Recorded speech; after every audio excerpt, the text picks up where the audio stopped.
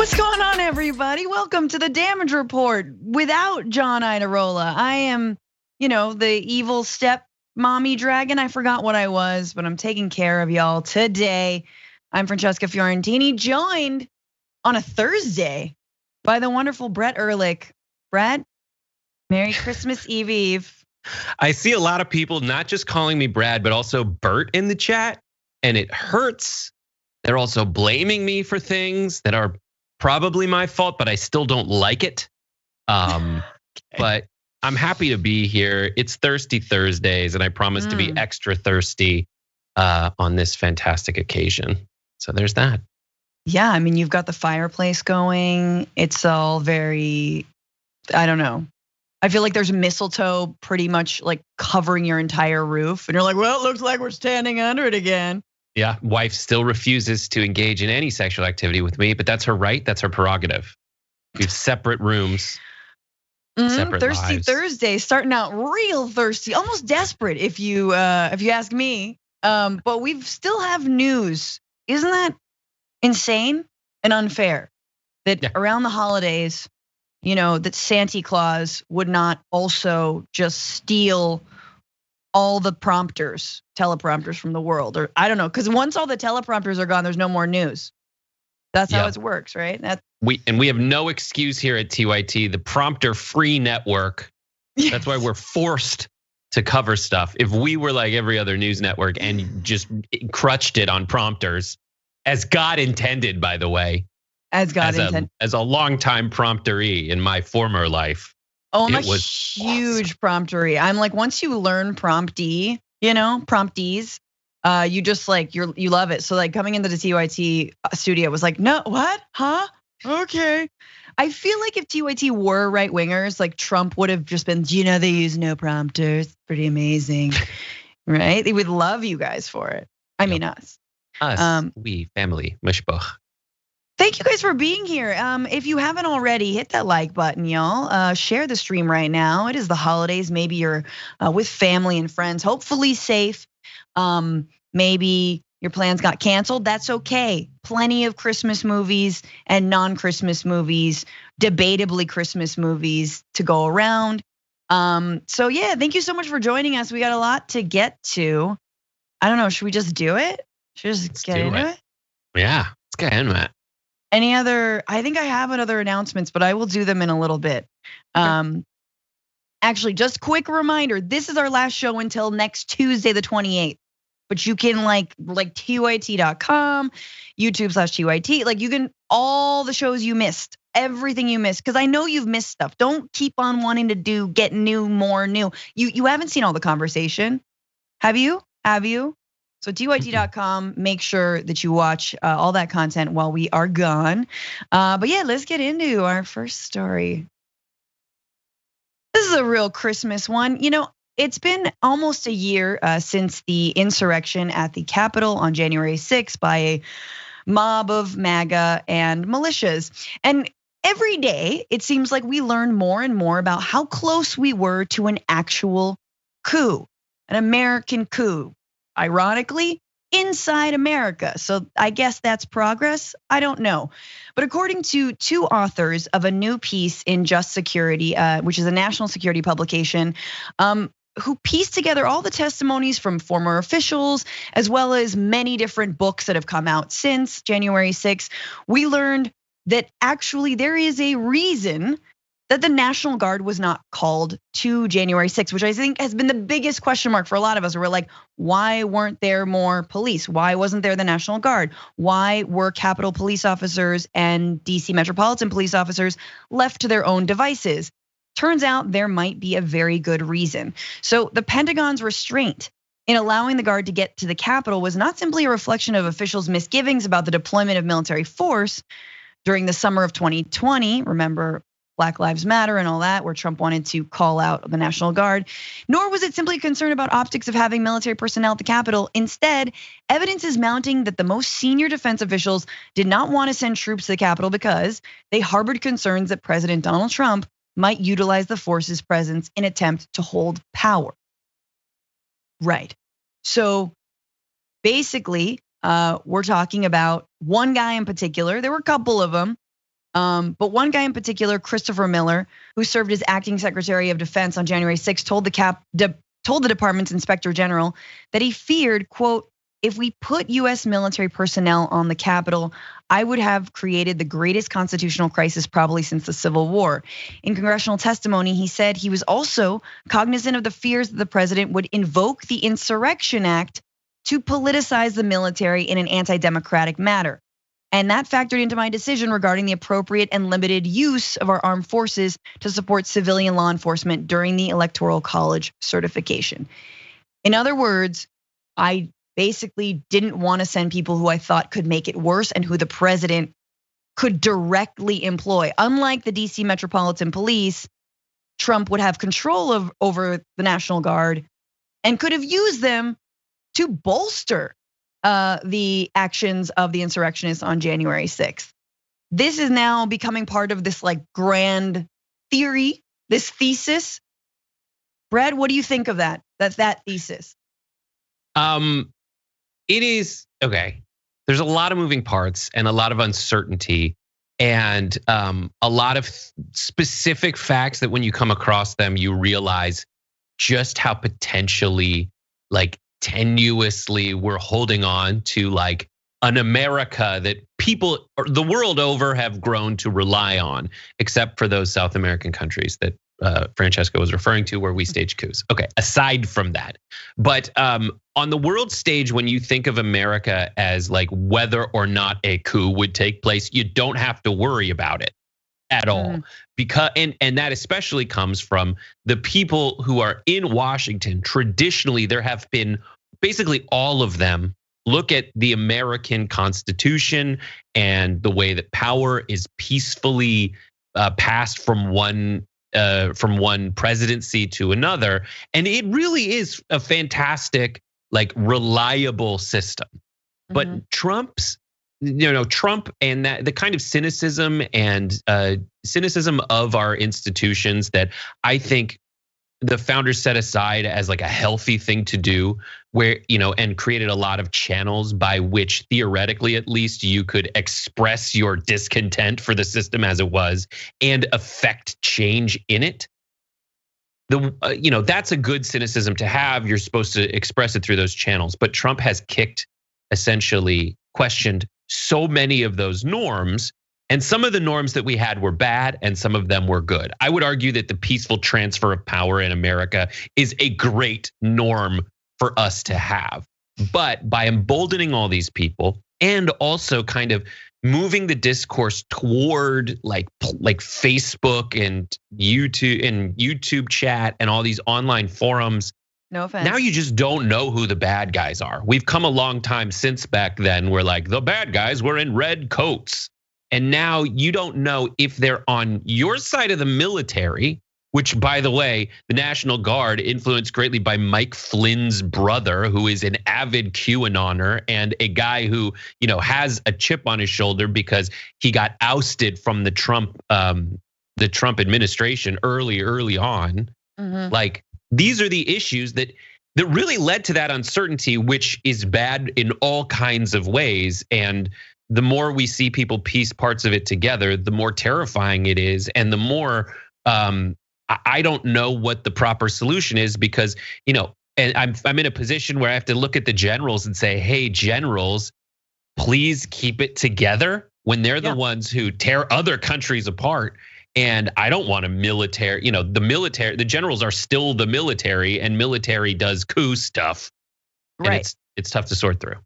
Well, yeah, and it looks like not just Secretary of Defense Christopher Miller, who was promoted after November, after Trump lost, he ousted his Secretary of Defense Esper and promoted Christopher Miller because he thought Miller would be more loyal to him. It turns out that was not the case. And another guy, as Brett is saying, a General Milley, who I think we've heard a lot about, actually feared that January 6th was gonna be Trump's Reichstag moment. So according to multiple reports, Milley feared it was Trump's Reichstag moment in which, like Adolf Hitler in 1933, he would manufacture a crisis in order to swoop in and rescue the nation from it.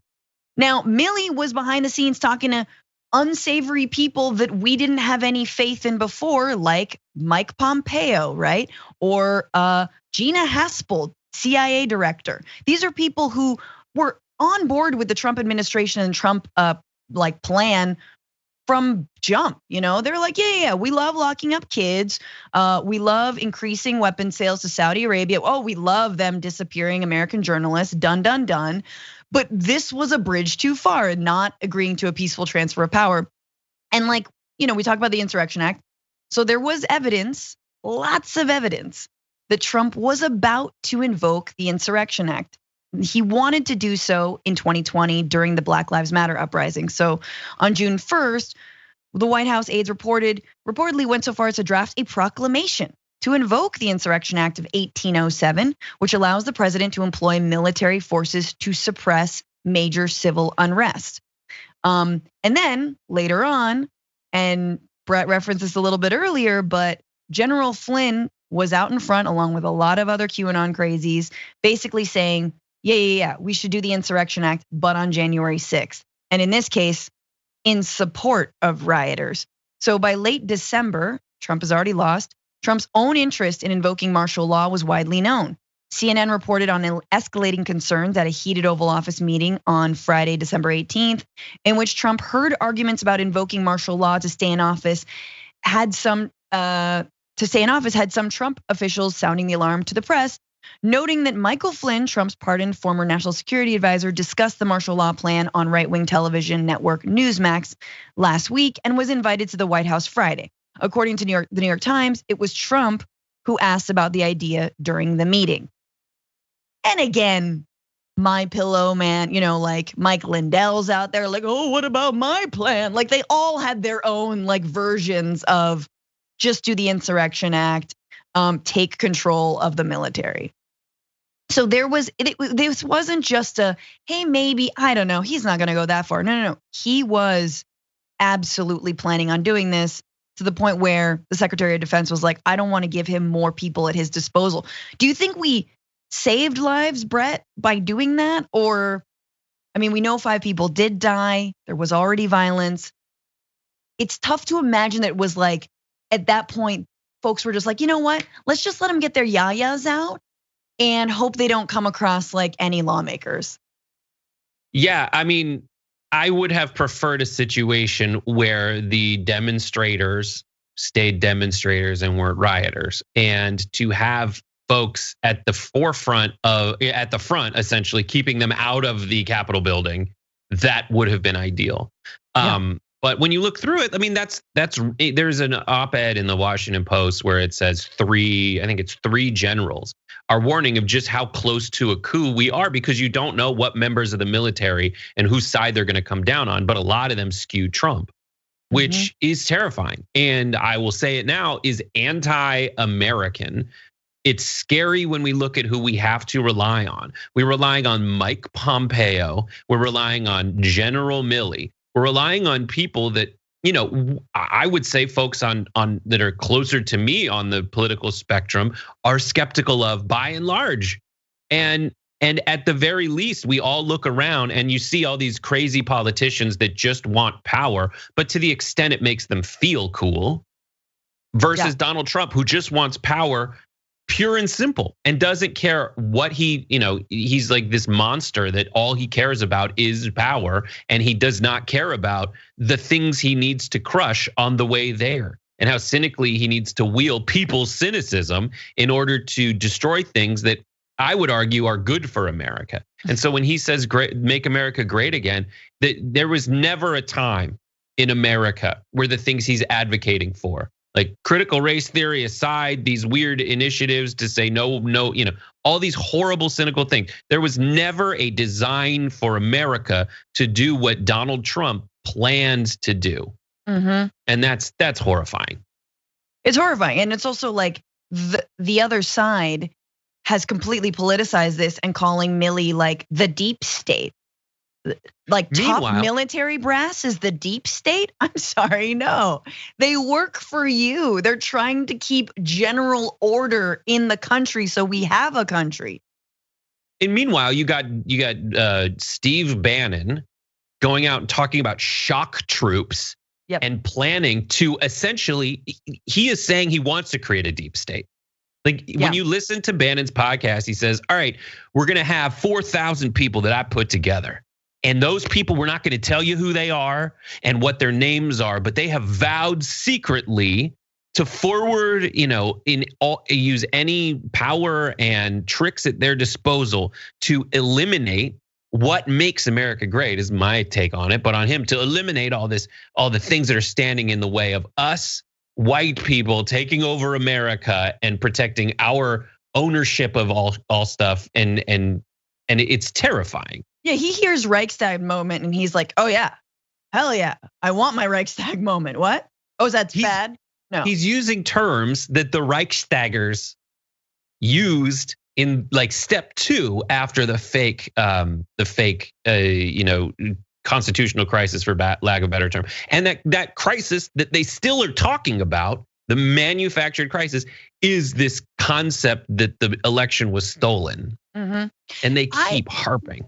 I think that this story for me, because Christopher Miller testified a while ago, but I think these authors of this piece have really put it in stark clarity, just how close we were to a coup and sort of like lacing everything together, kind of weaving the narrative. And one thing that I didn't know, that Christopher Miller was supposed to be a loyalist, right? He was supposed to actually support whatever Trump wanted to do. And instead, he was the last line of defense against his worst impulses. So if it hadn't been Miller, if he had just promoted anyone random, or in fact, the Pentagon went through a major shift in those months leading up to January 6th.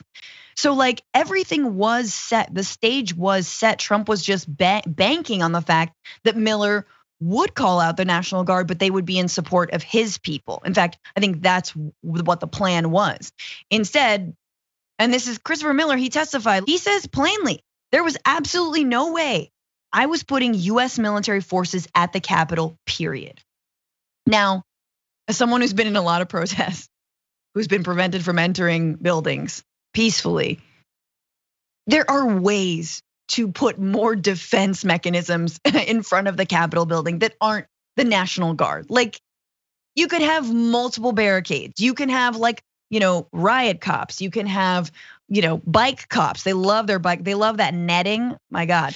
That being said, I've never actually charged police in battle gear and like bear mace and pitchforks, you know what I mean? And American flags, using them as weapons. So I don't know, you know what I mean? I'm ignorant, I guess, of really what it takes. But, and I think that, Brett, you're right. Like, this is the entire point is actually the lesson that a lot of these fascists are taking is clean house earlier and make sure you get someone like Christopher Miller on your side. Make sure the Secretary of Defense is with you, and make sure all the generals, the ones who quote unquote misbehave, they're purged.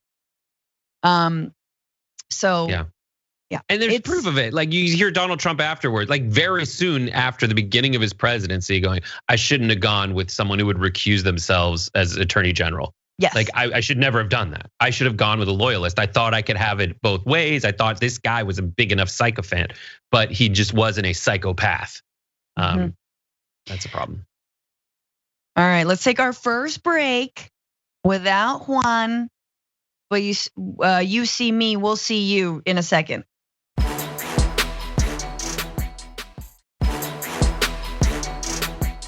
There it is. What's up, you guys? Welcome back to the Damage Report. Francesca Fiorentini and Brett Erlich with you all on a Christmas Eve.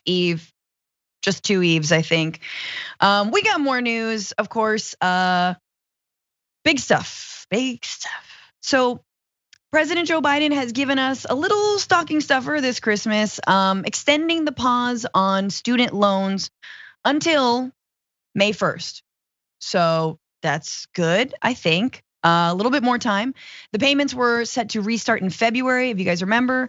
But now we have until May to convince him to just cancel it, because nothing is going to happen between now and May when it comes to convincing Joe Manchin to do literally anything.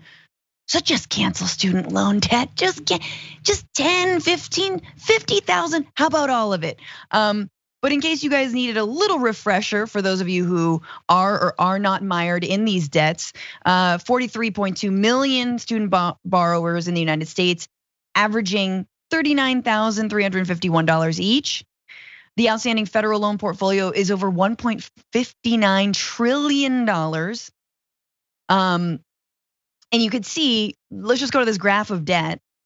I mean, compared to credit card debt, home equity debt, obviously it's like, how the hell are we gonna have home equity loans if we can't pay off our student loans? Let's put the cart in front of the horse here, people. But by far, the sources of debt among borrowers is student loans, the highest source of debt.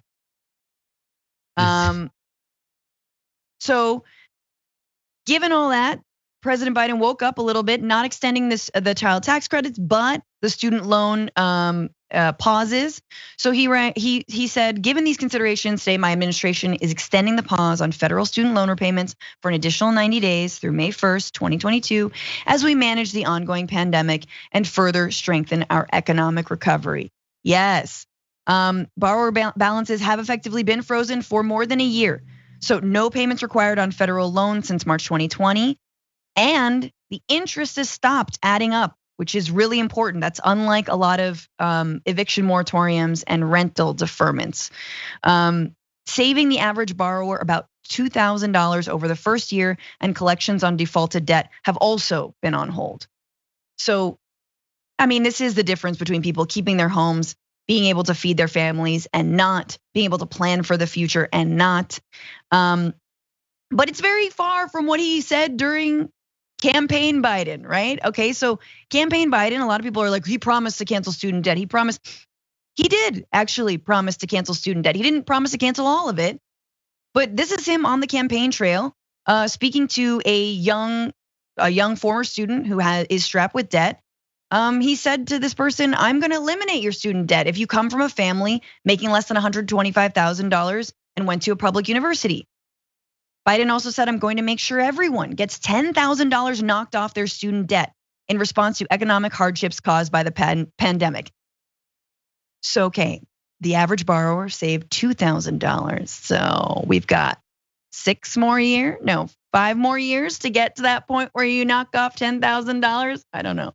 Like there's a lot to be done, Joe. But it is progress. Brett, your response. So there's a lot of different ways to look at debt, and when you're chucking numbers around, the amount of debt you forgive is actually corresponds to a much larger amount of money that you would end up having to have paid. So if you take a student, if you have interest on any debt, let's say I take out $100,000. Whatever my interest rate is, it's not that I just pay that plus my interest rate of 17%, depending on what kind of loan you have, 6%, 2%, whatever, what kind of payment you have to do. That compounds every year. So if you forgive $10,000 of student loan debt, you could be, depending on how long your payment schedule is, you could save that person $20,000 over the course of them having to pay it back. Now, when you pause that, those people are just not paying $2,000 now. You're not taking away from the amount they're going to have to repay back because you're not forgiving any of it. Right. So this is just kind of kicking the can down the road, which is something that, like, when we talk about putting awesome new government programs in place, the reason people fight against that is because people realize, like Medicare, it's better than private insurance for all its flaws. You're gonna have, it becomes a third rail of politics. So Social Security is the original third rail of politics. People like it. You talk about getting rid of it, Republican, Democrat, whoever it is, you lose massive amount of votes. So that's why they don't want to put them in place. But the way that the government can get into kind of not suffering the backlash from their donors of forgiving the debt is to do this. Kick the can down the road 5 months at a time. Now, that creates uncertainty that ends up also tanking the financial market. That dynamic is also at play when it comes to the debt ceiling, when it comes to the federal budget, when they do these continuing resolutions to fund the government. instead of like an omnibus bill that would go for a year, 2 years, 10 years. They can do that, but they are such political wuss bags and that they don't realize the positive feedback they'd get by forgiving student loan debt, which Francesca just proved affects a ton of people. They think that getting that support from a ton of people is not as politically beneficial to counteract losing the support of their donors, who are frequently, especially in Joe Biden's case, Chris Coons' case, and the other Democratic senator in a state that prides itself on no corporate tax. Like you would alienate a ton of people who are your political donors. Yeah, and it doesn't. Here's my thing with eliminating student debt, though. Like I do think they're going to alienate some political donors, but like this is all federally held debt. So, and you don't hear Republicans railing like, how dare he, blah, blah. I mean, they would if he did anything, but you don't hear about like the big, federal student debt lobby that wants to continue having Americans pay and like it's like, it is kind of politically a win for him in my book. I mean, it definitely would do huge. It would be incredible for his numbers and his approval rating, especially for people who voted for him, maybe holding their nose, thinking that, especially young folks who are like generally skew progressive, or maybe were Bernie voters. This is a way to get them back. So on a political level, I think it makes sense. He has canceled $1.5 billion in debt, but those were only for those who were defrauded by for-profit colleges. So already there was a lot involved in that. He promised, look, public universities, that's where I'm knocking off the debt, and he hasn't yet done it. But I think this is good to delay it. I just think they need to go farther.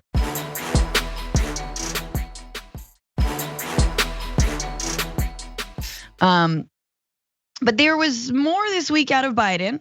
Number of things, including testing for COVID and thoughts about a future election run and against whom. Joe Biden did let me just hang on. It's for the clip. Joe Biden sat down with an ABC reporter and discussed a number of issues, including the number of tests that are currently supposedly on order, and also whether he would run for re-election and against who. So let's go to what he said about ordering these new tests, 500 million of them promised, and why he didn't do it sooner. You go to the pharmacy, we hear this over and over again, empty shelves, no test kits. Is that a failure? No, I don't think it's a failure. I think it's, you could argue that we should have known a year ago, 6 months ago, 2 months ago, a month ago. I've ordered 500 million of the pills, 500 million pills. 500 million test kits that are going to be available to be sent to every home in America if anybody wants them. But the answer is, yeah, I wish I had thought about ordering 500 million pills 2 months ago before COVID hit here. Okay, so let's just ignore the fact that he misspoke and said pills, but he meant tests, and then he misspoke again by saying pills, but he really meant tests. Like, I just sort of let that part of Biden wash over me, and the sitting pain face when he's listening, his like listening face is, I don't know, there's lights, okay. Now put on the smile. I mean, I understand. It's been the winter solstice, it's dark out, but like I feel like, they just didn't catch him. This interview with David Muir didn't happen at the best time. But yes. So he says, I wish we would have known. Man, I wish we would have known that COVID was still gonna be a thing and we needed tests. Do we buy that, Brett? I think, I don't know with the Biden administration. That's what's so frustrating. It is a Rorschach test of your, cynicism. And none of the result, no one's seeing a beautiful flower, like everybody's seeing either wanton corruption of a guy who pretends he's dumb stumbling for the people, and just haplessly can't get Biden to come along or can't get Manchin to come along because he just assumed that there was some loyalty there that there wasn't. So he's either, incompetent or evil is really what you look at. I would say that this came from a specific question asked to Jen Psaki that she laughed off, but realized someone came up and was like, wait, why can't we do that? Yeah. The entire internet rose up and everyone was like, this was bad. This was a bad look.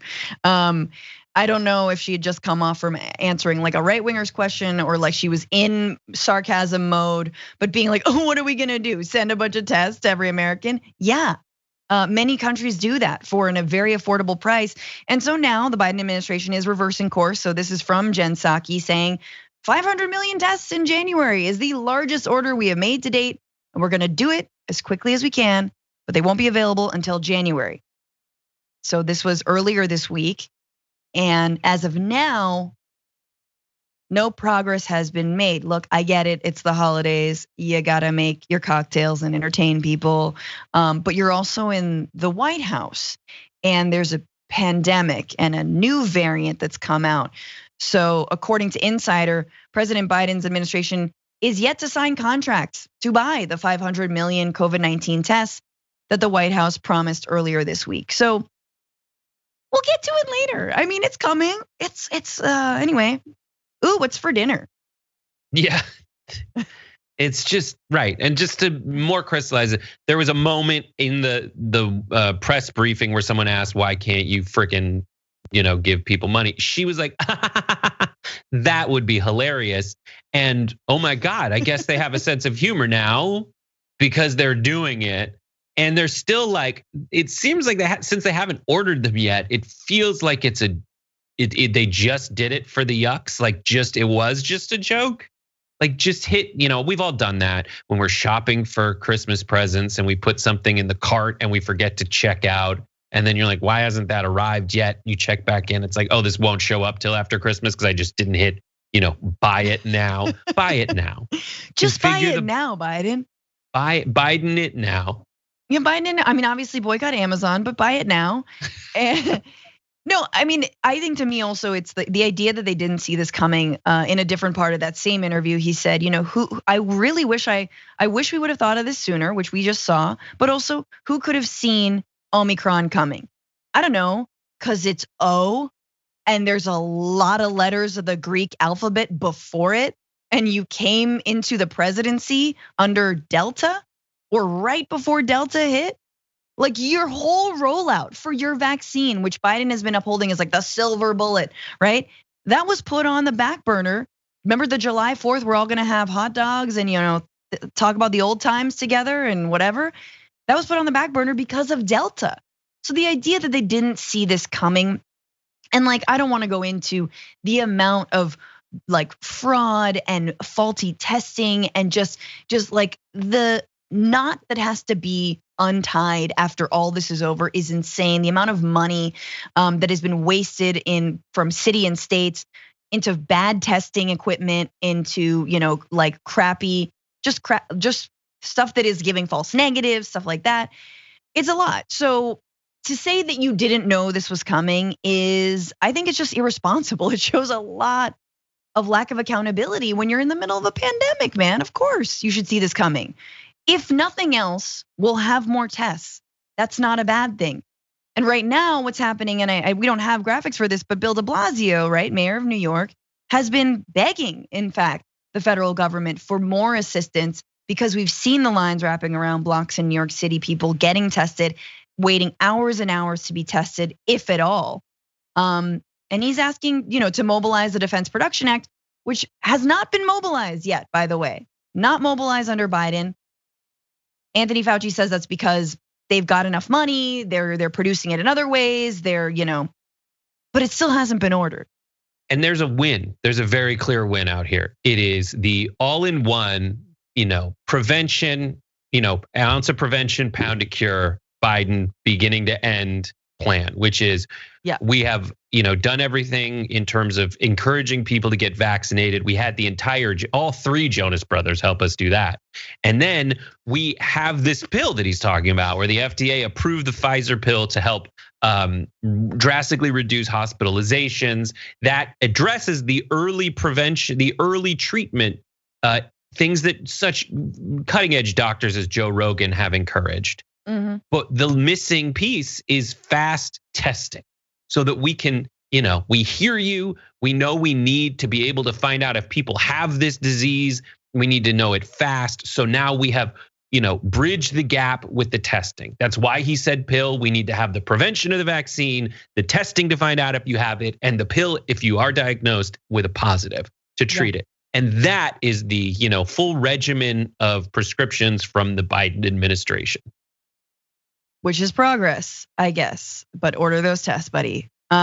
Quickly, I want to move on. So in this same interview with David Muir, Joe Biden was asked whether he would run for re-election and also whether he would run against a certain former president who has said that he does not like to talk about.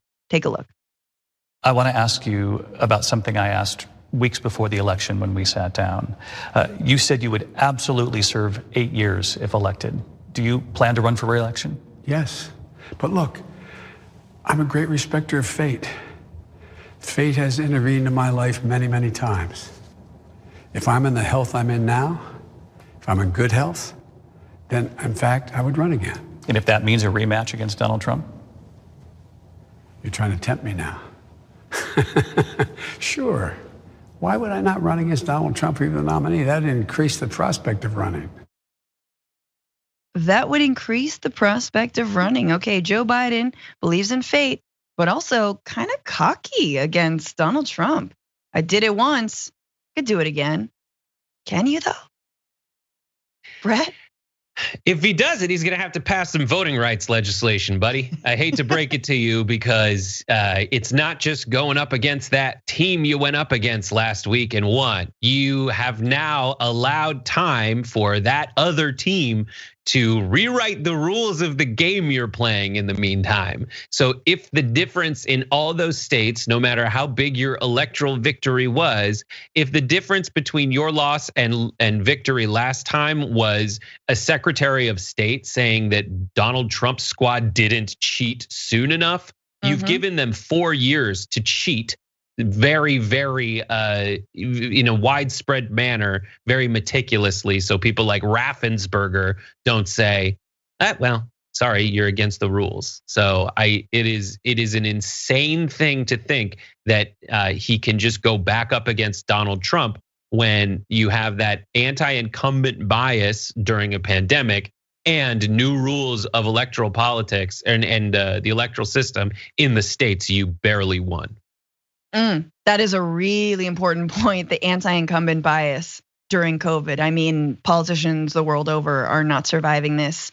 And I think a lot of folks, including myself, think that Trump would have been reelected had it not been for the pandemic and had he not completely bungled it.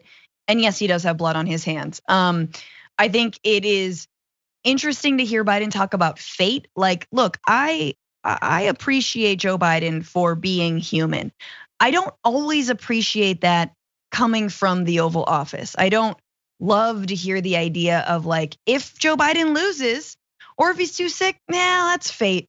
If we don't pass voting rights and I don't, amend the filibuster and change the rules, that's just fate. If like hundreds of thousands of black voters are purged from rolls, maybe that's just fate. Like, does not instill confidence, which is something that, once again, this president is not really good at doing. All right, why don't we take our second break? Yes? I'm down. No? Yeah, let's do it. This is a good time for it. Das is good. All right, stay right there.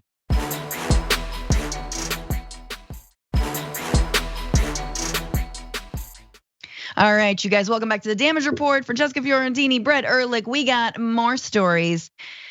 This one, to be expected, a little sad, but important. Many families are planning on what they're gonna eat for Christmas dinner, for New Year's, but millions of families in America are actually wondering if there's going to be enough to eat. In fact, new Census Bureau data estimates that more than 21 million Americans did not have enough to eat in early December as pandemic relief payments dried up and grocery store prices have risen.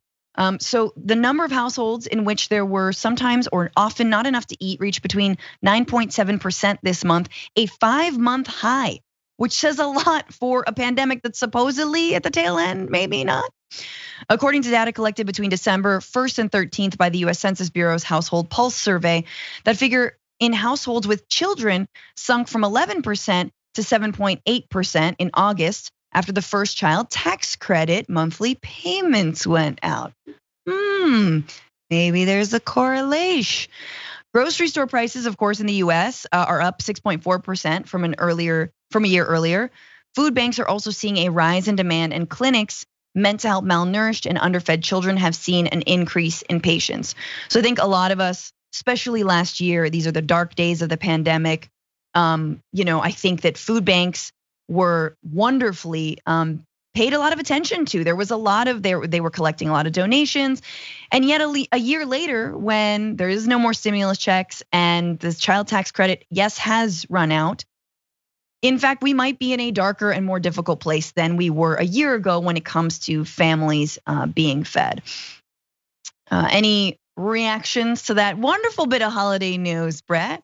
I know, it's like I thought this was a Christmas party, and no, it's sad. I will say that there's a lot of, I don't know, we have a big opportunity in the wake of crises like this to continue the things we learned from them, or out of this weird psychological feeling of necessity, go back to the way it was beforehand, because this was just too hard.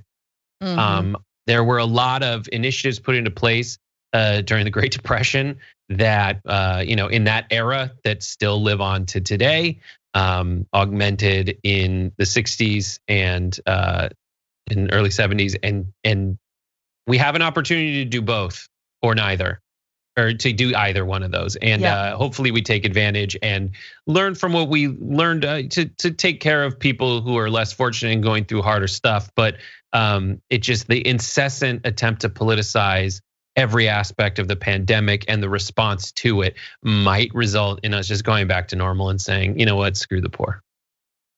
I mean, and it's incredible since Biden ran on, especially towards the end there, maybe to lure Bernie voters over, maybe because he read the room and understood that this was his FDR, LBJ Great Society moment, that he wanted to be the most progressive president since FDR, that he wanted to embark on these kinds of plans. And this was obviously the week where Joe Manchin very simply and easily and predictably put a wrench in all of those plans. And it doesn't look like Biden has a fallback at this point to actually make good on that legacy or what he wanted to be his legacy. So more on the child tax credit. Again, there's been no extension of it. And just to refresh, the credit is in advance for, let's go to this. Oh no, that's not a graphic. But look at this. So this is where people spent money on the child tax credit. Did it all go to Christmas presents? Did it all go to Minecraft? No, it went 59% of parents use the advance payments for food. Second runner up, utilities, rent and mortgage, clothing, education costs. So it's very, very clear what people need this money for and why. We talked about debt a little bit earlier and how many people hold it. Sadly, in fact, a lot of people are using their child tax credits to pay off their debt. So for the majority of households making less than $50,000 a year, they're putting those payments towards their debt. An August survey by the Census Bureau found, and higher income families, no surprise, were more likely to be saving the money. Another report from the Center on Budget and Policy Priorities found 91% of households making less than $35,000 a year use the money to pay for food, shelter, clothing, and other necessities. And Black and Hispanic families were more likely to use their credits on education-related costs, such as school supplies. I mean, and especially when schools have been closed up until a few months ago. So imagining, oh yeah, now I have to turn my home into a straight up learning environment in addition to putting food on the table. So just if there was any question, right, why we shouldn't means test this, whether or not child tax credits even work or not, this is from Columbia University right after, or who found out that making payments permanent, which is what the Build Back Better Act would extend them greatly, could reduce child poverty in the United States by 40%. And as proof of that, after credits went out in July, food insecurity in households with kids dropped from 11% to 8.4%. And we just went over how that's now flipping. So this is something that Joe Manchin wants to put in work requirements. One pretty amazing thing about these child tax credits was that you actually don't need to have a job. And so many people have been without work in order to receive them. So yes, once again, proof these things are popular, they work. Why are we letting them dry up? Yes, there is. People are saying that America has never been more divided. I can point at a handful of polls that show you that America has never been more united. But the things that each political party seeks to use to stay in power are the things that are dividing us. They would rather talk about critical race theory, which has no bearing on anyone's life. And oh my God, let's go to a school board meeting. That's how we help parents. No, this is a tax cut for parents. This is money. This is a tax cut. This is a child tax credit. They give you credit. This is a tax cut. And Republicans are not behind it. 100%. That's all you need to know. There are two huge wins on the table for anyone who wants to scoop them up. Downside is you might have to part with some of your support from political donors. The first one is this. All right. The second one is Medicare drug price negotiations. Without that Medicare drug price negotiation, it is a tax on grandma and grandpa. Yep. You're taxing them. You're making them and me and you, because it's a government program. Those folks who are against negotiating Medicare drugs prices are for keeping taxes higher. Because the tax money goes into Medicare and we are spending twice as much as every other developed nation on healthcare. It's more efficient there, but it's still inefficient because there's millions of people.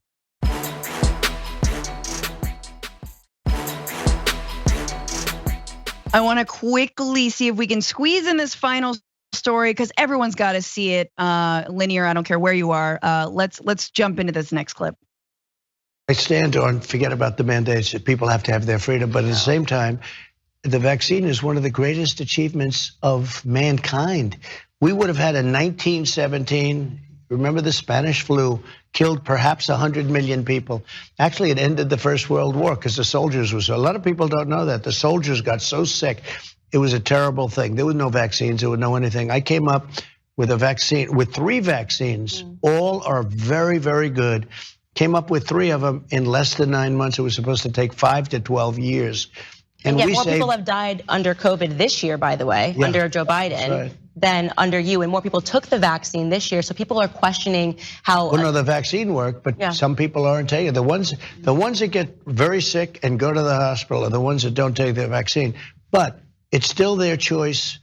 And if you take the vaccine, you're protected. Look, the results of the vaccine are very good. And if you do get it, it's a very minor form. People aren't dying when they take the vaccine. What about the masking of children?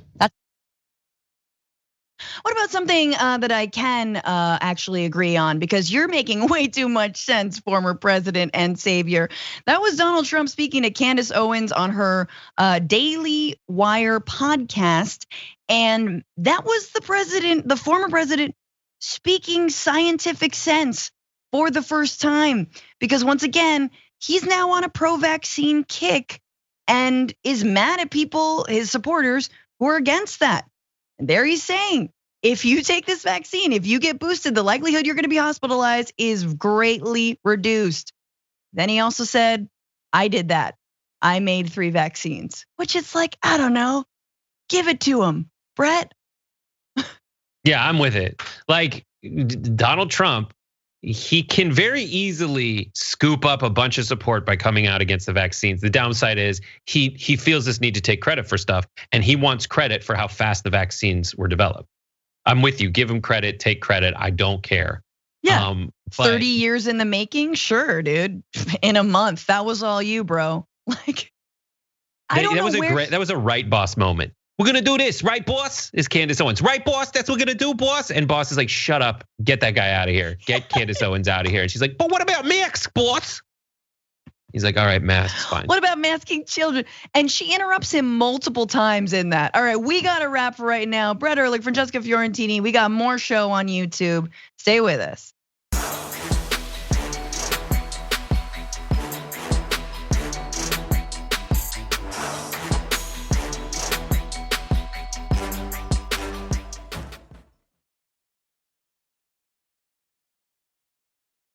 Thanks for listening to the full episode of The Damage Report. Support our work, listen ad-free, access members-only bonus content, and more by subscribing to Apple Podcasts at apple.co/TYT. I'm your host, John Adarola. I'll see you soon.